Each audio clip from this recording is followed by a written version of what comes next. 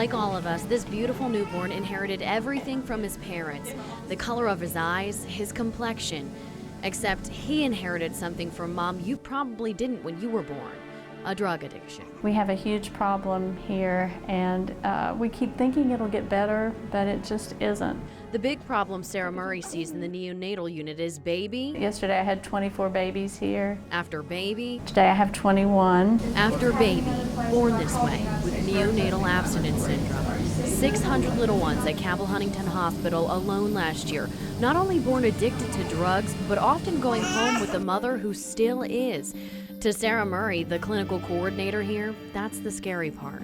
Sending a baby home to a bad environment that I know that it's not going to be good, and it's usually not when you know, and that's hard. In our investigation, we went beyond our local numbers. The latest documents from 2009 say more than 13,000 babies were born going through withdrawal in the U.S.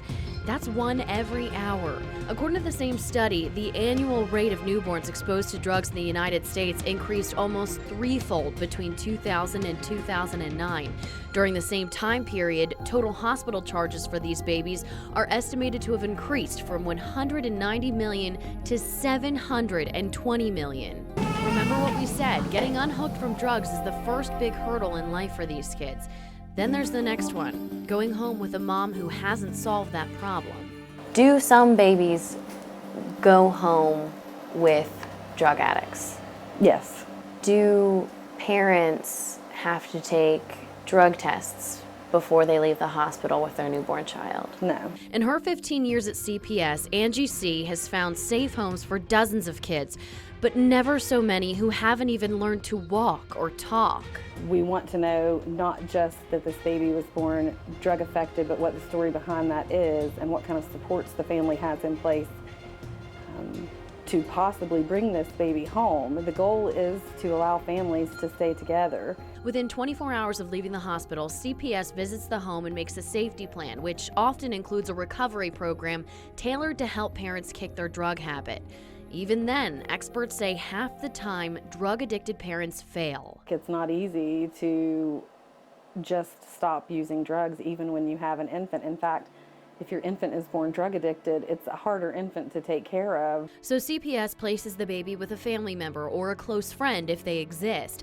If they don't, the last option is foster care. If parents fail 50% of the time, then what could be worth the risk of sending a newborn home? A lot of my training has shown that children that have aged out of the foster care system or have become adults have expressed a lot of regret in not ever knowing their biological families, or discovering that maybe not everything was done to keep them with their biological families.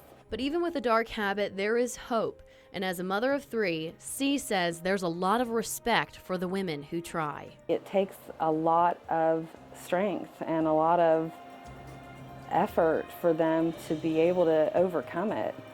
And even to make that, they could just drop everything and leave. They know their baby would be taken care of.